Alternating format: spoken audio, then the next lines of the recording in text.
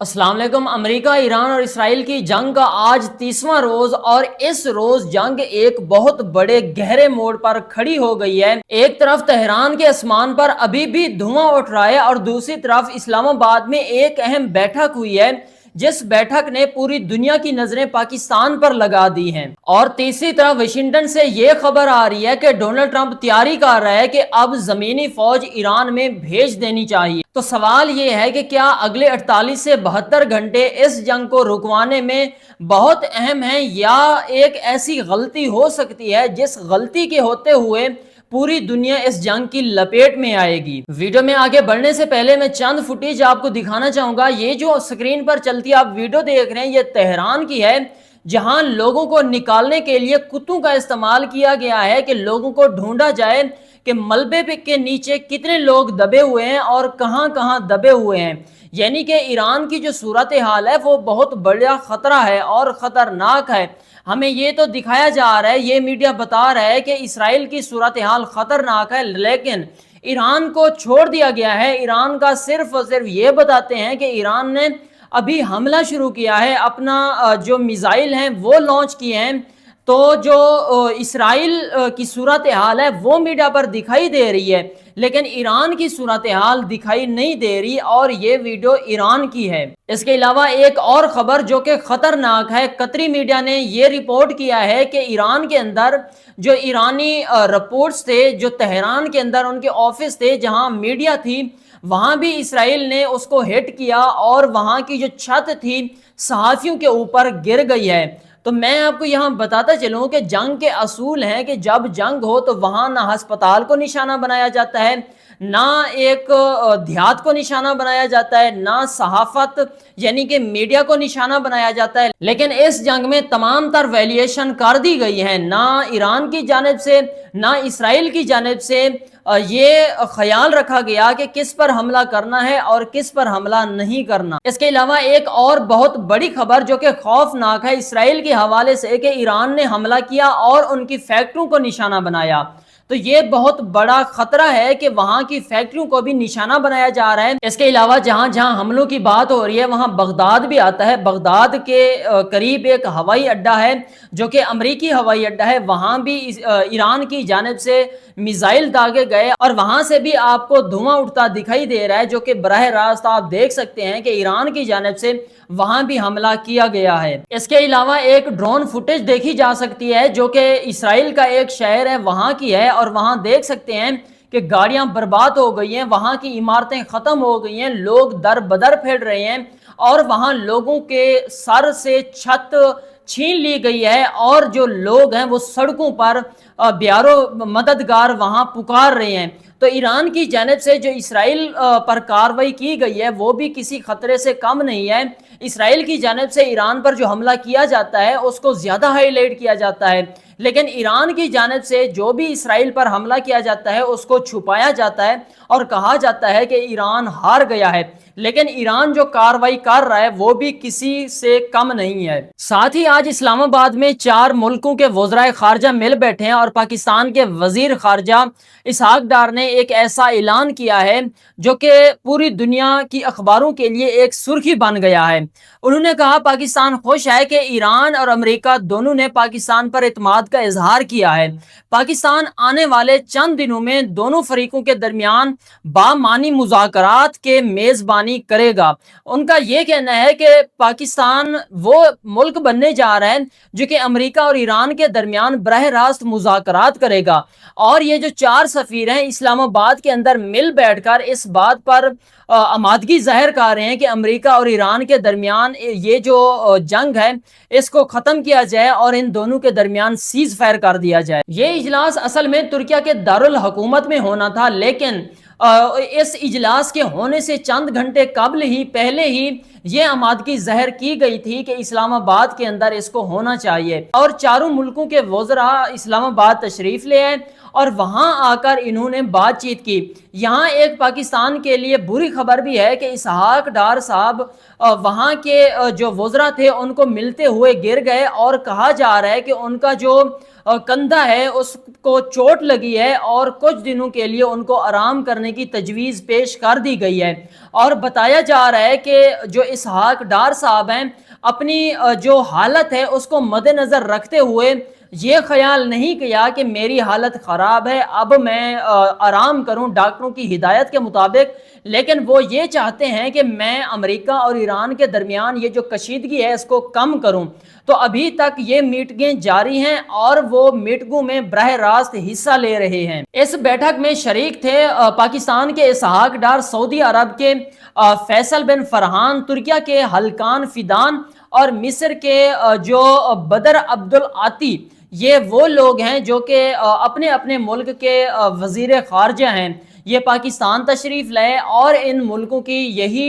کوشش ہے کہ پاکستان وہ ملک بنے جو امریکہ اور ایران کے درمیان مذاکرات کرے، یعنی کہ ان کو دعوت دینے والا بھی پاکستان ہے اور پاکستان ہی ان دونوں ملکوں کے درمیان اور یہ جو جنگ چل رہی ہے خطے میں اس جنگ کو ختم کرنے کی پیشکش کر رہا ہے۔ ناظرین، ان تمام مذاکرات کے مرکز میں ایک اہم چیز ہے، وہ ہے ابنائے ہرمز۔ ابنائے ہرمز ایک تنگ سمندری گزرگاہ ہے، صرف 33 کلومیٹر چوڑی، لیکن دنیا کا 20% تیل کی ترسیل اسی راستے سے ہوتی ہے۔ ایران نے اس بندرگاہ کو مؤثر طور پر بند کر رکھا ہے۔ امریکہ کا USS ابراہم لنکن جیسا طاقتور بحری بیڑا یہاں آیا اور واپس چلا گیا، وہ یہاں سے نہیں گزر سکا۔ ایران نے ثابت کر دیا کہ اس ابنائے ہرمز میں اب میرا زور چلتا ہے، نہ ڈونلڈ ٹرمپ کا اور نہ دنیا کے کسی بھی طاقتور انسان کا سوائے ایران کے۔ ساتھ ہی اسحاق ڈار صاحب نے اعلان کیا کہ ایران نے پاکستانی پرچم تلے 20 جہازوں کو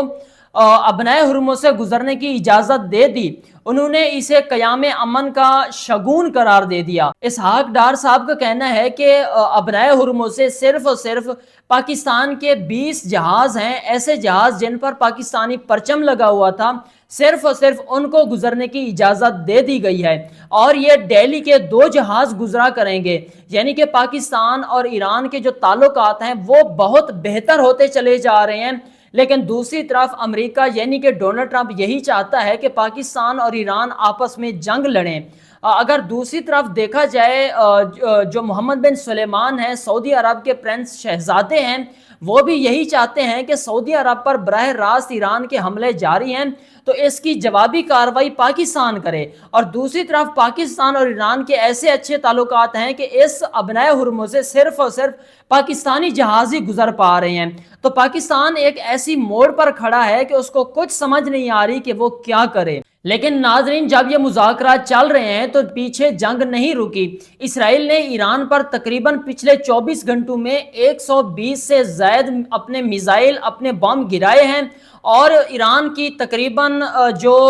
میڈیا رپورٹس ہیں ان کو نشانہ بنایا ہے، اور جتنی بھی یونیورسٹیز ہیں، کالجز ہیں اور وہاں کی جتنی بھی ہسپتال ہیں ان کو نشانہ بنایا گیا ہے، اور ایران کی جانب سے بھی بطور اعلان کر دیا گیا ہے کہ جتنی بھی امریکی یونیورسٹیاں ہیں، جتنی بھی اسرائیلی یونیورسٹیاں ہیں اور خطے کے اندر جہاں جہاں بھی اسرائیل کے نام سے یا امریکہ کے نام سے جتنی بھی یونیورسٹیاں ہیں ان کو میں نشانہ بناؤں گا اور براہ راست ان پر حملہ کروں گا۔ ساتھ ہی ایران نے پرنس سلطان ایئر بیس پر بھی حملہ کیا ہے جو کہ ریاض سے تقریباً 96 کلومیٹر دور ہے، اور وہاں بتایا جا رہا ہے کہ 15 سے زائد امریکی فوجی زخمی ہوئے ہیں اور تقریباً 3 فوجی ہلاک ہو چکے ہیں۔ واشنگٹن پوسٹ نے یہ انکشاف کیا ہے کہ پینٹاگون نے ایران میں ہفتوں طویل زمینی آپریشن کے منصوبے تیار کر لیے ہیں۔ لیکن دوسری طرف ناظرین، ایک بنیادی سیاسی حقیقت ہے جو کہ ڈونلڈ ٹرمپ کو سوچنے پر مجبور کرتی ہے۔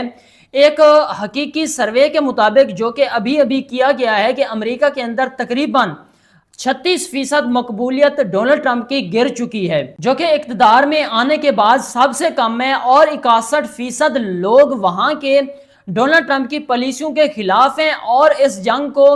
ایک جھوٹی کارروائی قرار دیتے ہیں۔ کل پورے امریکہ میں تقریباً 50,000 ریاستوں سے لوگ نکلے اور وہاں سڑکیں بلاک کی اور امریکی ڈونلڈ ٹرمپ کے خلاف نعرے بازی کی۔ ناظرین، اس پورے پہلو میں ایک تصویر الگ ہے جو کہ میں الگ سے بیان کرنا چاہوں گا، کیونکہ پوری دنیا پاکستان کو ایک ایسے نام سے جانتی ہے جو کہتے ہیں کہ پاکستان کسی بھی ایک اہم پہلو میں کوئی کردار ادا نہیں کر سکتا، لیکن پوری دنیا کی نظریں پچھلے 24 گھنٹوں سے